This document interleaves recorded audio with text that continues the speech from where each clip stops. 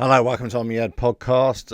Really going to be talking about the state of boxing, what's coming up in the next few weeks, couple of months, but also my thoughts on it and where I think it's kind of stagnating. And I've been feeling like this for a couple of months really, where I feel that we're not really getting the number of big fights that I thought we were going to be getting on a regular basis since the Saudis took over, since Turkey Al-Sheikh took over really the game. And I suppose that you could go through all the weight divisions. There are certain weight divisions that I think are suffering right now. And I think heavyweight division, whilst it's on a high, there's lots of issues with it, and we're not getting a lot of the fights that I thought we would be getting.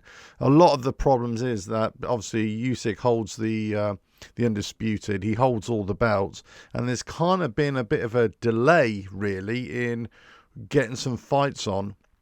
And, you know, like the Parkers of this world, the Cabellos of this world, they're not really getting fights because they're either waiting for Usyk or, you know, they can't really get fights with anybody else. So it's really been held up. I think there's also a problem with the American fights or the fight cards in the United States. You're not really getting the fight cards over there that you really want. Now, obviously, we've got to draw back from that a little bit because then we've got to talk about Canelo Alvarez against Terence Crawford. But that is a Saudi fight card that's coming up in a couple of weeks. You know, that is a massive card. But if you look down the undercard, I wouldn't say they're really big. I mean, I'm looking at it right now actually. So you've got so it's the 13th of September. It's going on at the Allegiant Stadium in Las Vegas. And there are some decent fights on the undercard, but I wouldn't say they're groundbreaking, you know, fight cards, not world title fight cards. So, world title fights on the undercard, or maybe the next two or three. So I'm a little disappointed in it from that point of view. It's all going to be on Netflix on this one. So this will be really interesting, you know, if you're a Netflix holder. Yeah, I didn't think it was going to be on Netflix. I had no idea. I don't know why I thought that. But anyway, it's saying here it's going to be on Netflix as well. So if you're a Netflix account holder, you're going to be able to watch this for free. I don't believe you're going to have to pay extra for it. So it's going to get millions and millions. Who's going to, win? My money's on Canelo on this one for lots of different reasons, but mostly because I think he's just settled in this weight, whereas Crawford's coming up. And it's not that he can't fight this way. He has never fought this way, but also it's about punch resistance at that weight. And I just think that if big if, of course, if Canelo can get to him, I think that's where it's going to be told. But look, who knows? It's an open fight, really. But I think the smart money will always go on Canelo because it's his weight division, right? If they were at a catch weight or something like that, I think it would be much more of an open discussion. But certainly at this weight, 168, I think it's a Canelo fight all day long. But really, looking at the fights, coming up. We've got Fabio Wardley against Joseph Parker, which has just been announced. And again, this is like a fill-in fight for Joseph Parker because Usyk's really kind of holding up the division a little bit. And I don't know if he's playing games a little bit, Usyk. He had a slight injury, but he seems to be mobile, seems to be out and about. And obviously, you can't really say if he's out and about doing dancing, whether, that's got anything to do with any kind of injury, whatever injury it is. So it could be totally unrelated.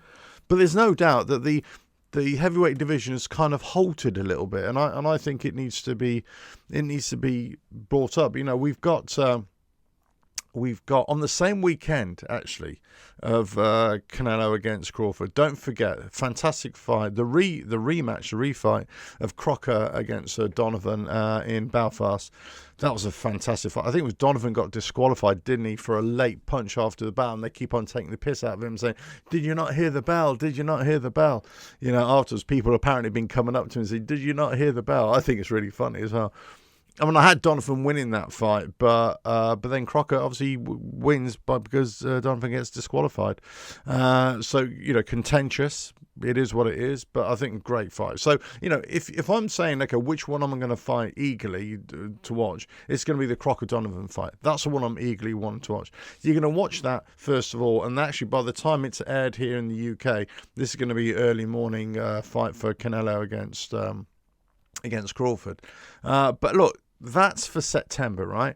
I can't say for I forgot. On Sunday the 14th, We got Inoue against Akhmadaliev. Probably for me, this is his toughest opponent in a long, long time. So this could be an interesting one for Inoue if he can get through this one, because he's a live one, Akhmadaliev, no doubt. But the 13th and 14th September, that's a great weekend of boxing, right? So my point I'm trying to make is that if up until then, from now, when at the time of this recording of this podcast, until then, there are fight cards, but they're not really great fight cards. After that, you got another wait for another great fight cards, and then you kind of getting into late October and into November with some decent fight cards.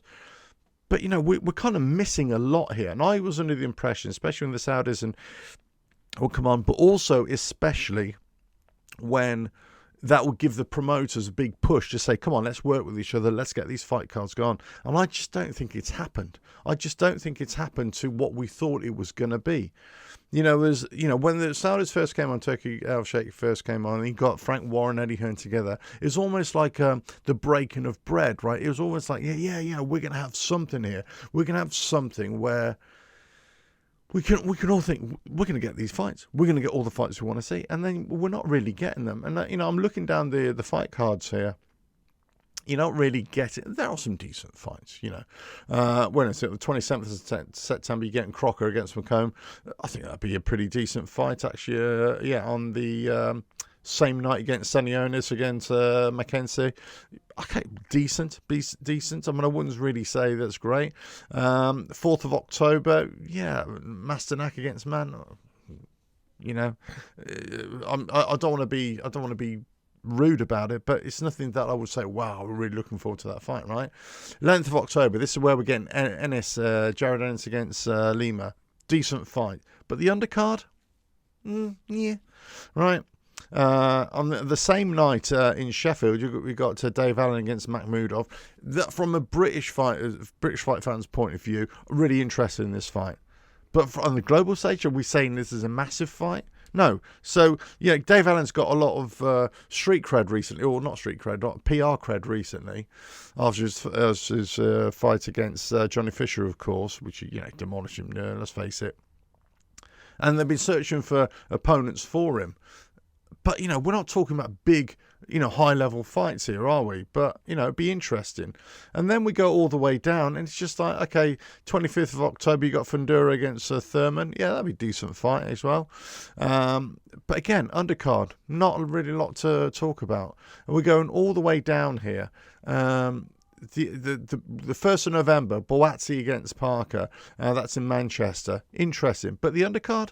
I wouldn't say there's anything to write home about. And you thought, well, actually, when the impetus of the push, the knock-on effect from all the Saudi cards, the Riyadh season fight cards, would be that we'd have a lot more great fights.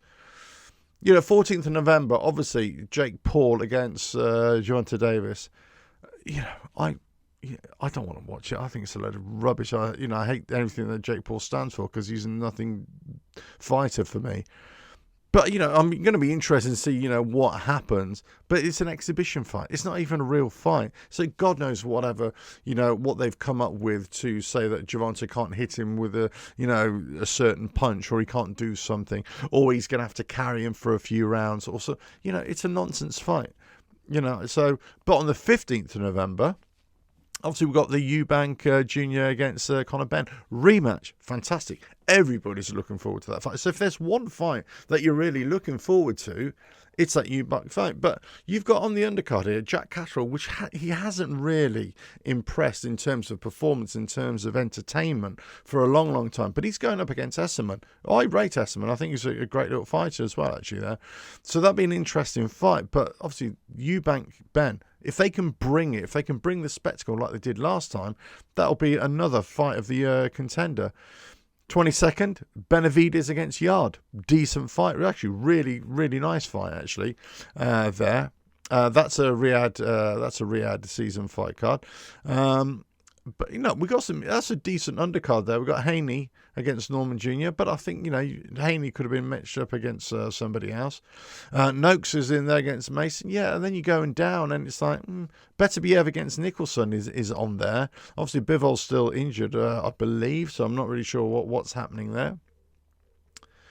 And and then, you get into the 2nd of December, and what we got this, Hatton is coming back against, so we're losing opportunities to have major fights. And I thought we were going to get major fights, and it just hasn't happened.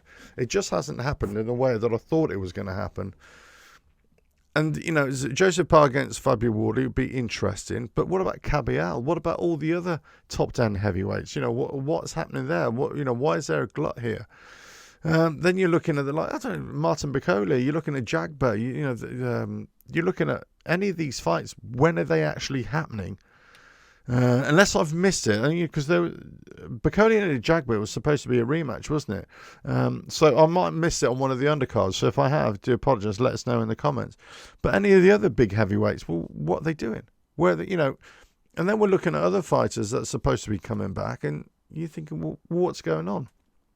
Obviously, AJ's out of the question. He's not going to be back until early 2026. He's going to have a nothing fight against somebody. We're still waiting on Tyson Fury, whether he says he's never going to come back, right? So, but they're always hopeful that he will come back just for that AJ fight, of course. That'll be a massive fight. Probably more of a massive fight for UK fight fans than American fight fans. But I've got to say this about the American fight. It always used to be that the American fight cards, especially those Las Vegas nights, were the big fight cards. Well, I don't know what's happened to the American fight scene, the boxing scene, but it's just not there. It seems if the broadcasters have pulled out, all of them. I think the latest is Top Rank have split away from ESPN. There seems to be more of an emphasis on MMA, with UFC especially.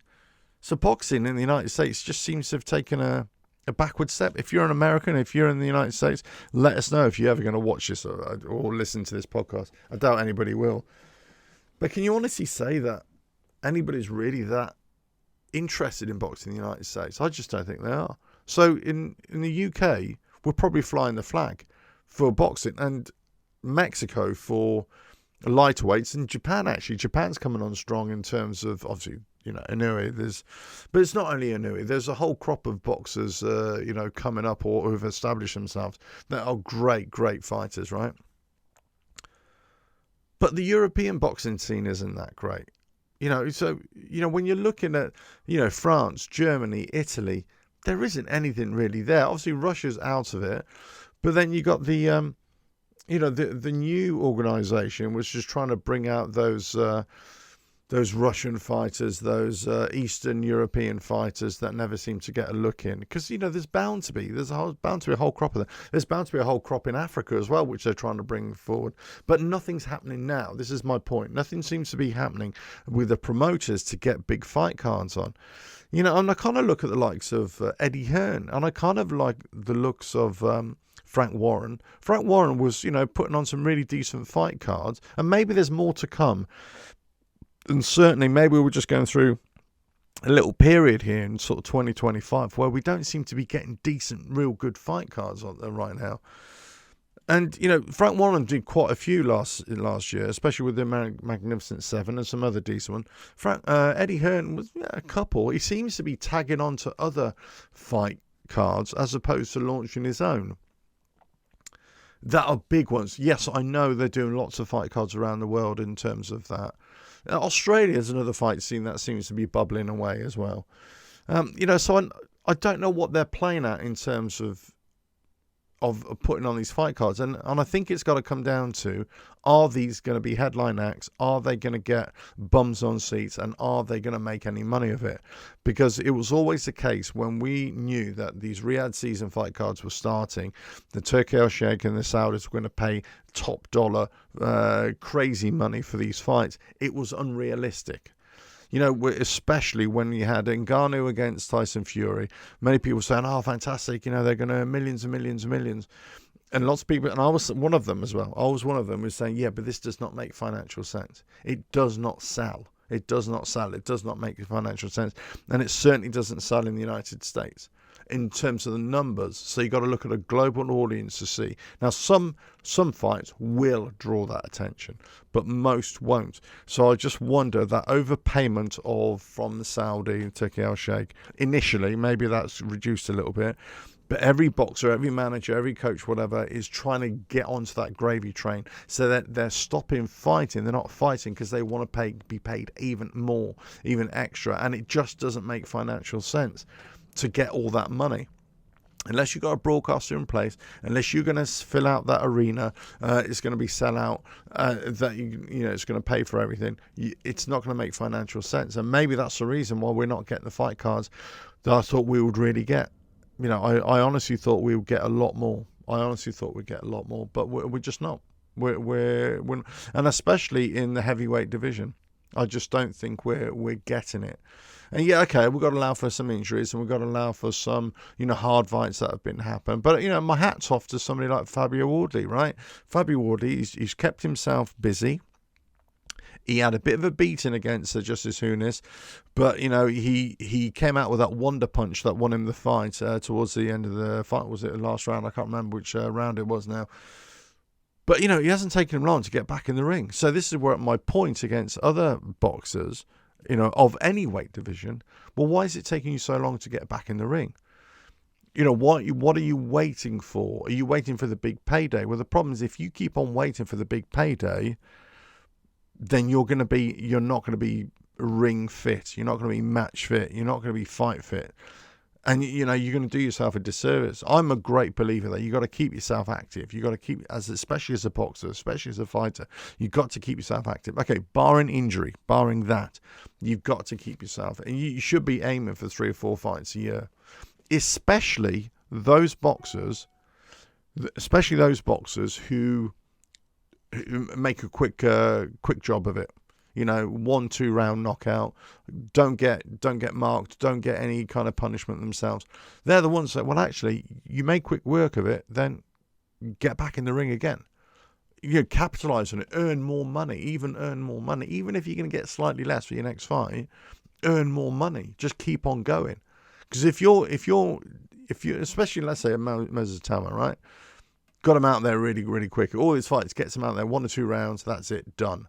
And he said, well, actually, what's the hold up then? Just get in another ring again. Oh, because nobody want to fight him. So, well, make it worth their while to fight. Put him in the ring so it becomes a household name, just like the likes of AJ. Put him in the ring as a household name so that people invest in it and they just want to watch it. They want to watch it on a regular basis. Like, we as football fans want to watch our team on a regular basis, right? You want to watch football. So I kind of think with these big fight cards, you think, well, actually, hold on a minute. Hold on. Just hold on a minute. You're not giving us the product that we want. We actually want more fight cards, more good fight cards with high level boxing, world championship boxing, on those, and the undercards need to match up to it. And we as I say, most of this, I think the problem is coming from the United States. No, they're not filling in the fight cards as I think they should be in terms of the numbers of good fight cards.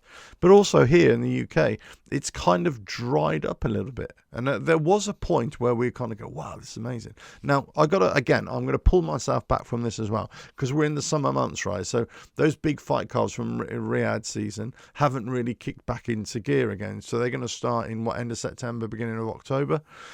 So we hopefully get 2 or 3 fight cards, 4 fight cards out of that. Some big, huge fight cards. But I just wonder whether we're not going to get those, like the early ones where they had banger after banger after banger in terms of those big fight cards. Fabio Wardley was on a couple of those. Cabial was on a couple of those. You had obviously Tyson Fury against who was he fighting initially? I just mentioned his name. His name's gone from me. Ngannou, of course. Decent fight card underneath. Obviously, the AJ fight cards, decent fights underneath. And then you come through, well, okay, we want more of that. And just recently, the last few fight cards, you kind of think, okay, you might get in the top fight, But below, are you getting rid of those fights? And I just wonder if they're looking at the numbers. This is Riyadh season. This is Turkey Al-Sheikh. And I just wonder if they're looking at this and thinking, do you know what? We're not getting the numbers that we thought we were going to get. We're not getting a global audience as we thought we were going to get. We're not getting the prestige, whatever it is. Amongst boxing fans, amongst fight fans, you probably are. But in terms of a global audience, that crossover audience that we always talk about in terms of boxing, especially boxing, but any sport really, to make somebody a household name, to invest, to get people invested in this sport, to watch this sport where they wouldn't normally watch it, then you kind of think, well, maybe it's not as good as we thought it was as a product, as something to, grab onto. I mean, it all started for me to go down a little bit downhill when Dana White started to get involved with it. Obviously, he's involved with the Canelo against Crawford fight, United States. And I think that's why they want to try to tie in with the UFC to also bring back that American audience as much as they possibly can. But if you don't put on good fight cards and great fights in the United States, it's not going to happen, right? And doing them in Riyadh or doing them in any other part of the world, in terms of time differences, the Americans don't like that. The Americans don't like watching boxing in the afternoon. They want it in the evening. So, again, we have to suffer on this side because it'll be about 4 or 5 o'clock in the morning fight. But if that massive audience there that might want to pay, you got to try and bring them back over from the UFC now. So the only way to do that is have it in their time slot, have it in their evenings or Saturday evenings, and also put big household names in there. And, I saw Ruiz Jr., training the other day as well, the other week, whenever it was. I think, well, he's been one of the worst in keeping himself active, and getting fights on. You've got the other heavyweights, any of the boxers from the United States, but heavyweights. Let's just focus on that right now. Ruiz Jr. hasn't been active. You've got, I don't know, there's about 4 or 5 that I could say they fought once in the last couple of years. That's just not enough. Now, I understand that if your broadcasters have moved away, if the broadcasters have moved away from the promoters, then essentially the promoters are not putting on fight cards because they just got nothing to sell it to. Well, hold on a minute. You're promoters. It doesn't necessarily mean that only your shows will go on broadcasters, right? But you kind of need to promote and start again. You need to find another broadcaster. Well, the UK promoters have all gone pretty much. They've all gone over to DAZN. Obviously, there's only the one, which is a boxer, Ben Shalom, that's gone over to BBC now. So we're waiting for those fight cards to come on as well. So that's going to be interesting to see what's going to be on those fight cards. Good domestic bust-ups and things like that. But we want entertaining fights, just like when I watch football. I want to watch entertaining football. I don't want to watch bust-ups. I want to watch, end-to-end stuff in terms of football parlance. This is the same for boxing. You want to watch, two boxers really going for it, not playing the defensive game. We don't want to watch it. We don't want to watch it. Whilst it's good from a technical point of view, you want something that you're going to be really kind of invested in and that you're really going to jump on as well. But I just wonder where the next big fight cards are going to come from in terms of having them on a regular basis. Yeah. And when we're talking about, it's almost like we've reverted back to the main headline fight, the main fight, and then the undercard is a bit thin in terms of great quality or real bangers that we really want to watch, right? They could turn out to be that fight, right? But what I'm saying is just from the optics, looking in and looking at those fights, and you think, and especially looking at those fights for crossover audience, there's nothing there. There's nothing there for a crossover audience. So you kind of think, well, what is boxing in a great position or is it not in a great position? I thought there was a point where it could have been in a great position. I thought there was an opportunity where this could have been something really special, and I just don't think we're there. I think we've kind of gone back. We've kind of gone back with the entertainment value. We've kind of gone back with something. I mean, let's face it, right? When you're putting on the likes of Moses Atoma against Dillian White as your headline fight, you kind of think, okay, interesting, intrigue. He's a 12-fight heavyweight. He's a 12-fight heavyweight. Yes, lots of prospect, but he's still a prospect. And you're going and putting him as a headline fight, and that's what you're pinning your hopes on as being great entertainment. And then you're looking at the undercard and you're thinking, are you sure about that? And then you look at some of the other undercards and you think, and they have written in terms of delivered. I mean, there's some bias towards me because I look at some of the undercards and I look at a fight like a Shakur Stevenson, and I think I just can't get. There's nothing Shakur Stevenson does that entertains me. I'm not saying about the quality of his boxing because he's a fantastic elite boxer, right? But in terms of bringing the show, you know, like Devin Haney again, bringing the show doesn't do it. And that's where I think there's a problem. But anyway, so let's have a look and see what happens over the next couple of months, really. But there's more fight cards going to be introduced. There's more fight cards going to be announced, of course. We're waiting for those. We're waiting to see how these slot in. I'm just hoping that it's going to open up for a lot more, and the powers that be, in terms of especially Riyadh season, especially Turkey Al-Sheikh, and the Ring Magazine fight cards as well. I just hope that they kind of review what they've been doing or trying to do and think, actually, hold on a minute, we need to bring the show back, not just at the main event. We need to bring the show and the excitement all the way through the fight card. And we're missing some really big names. There's some big characters. They're trying to big names. Certainly for the Riyadh season fight card. Certainly from the UK, we're trying to do it. But there's lots that aren't happening. Lots happening. Anyway, listen, that's it for now. So let us know your thoughts in the comments below. But I'll catch you again on another podcast coming very, very soon. Well, looking forward to the boxing. But the next fight is going to be Canelo against Crawford. That's the main one. Let us know your thoughts. What's going to happen there? Let me know of all the other fights that I've mentioned. What are your thoughts on that? But I'm going for Canelo. Got to go for Canelo on this one. Catch you again. Bye now.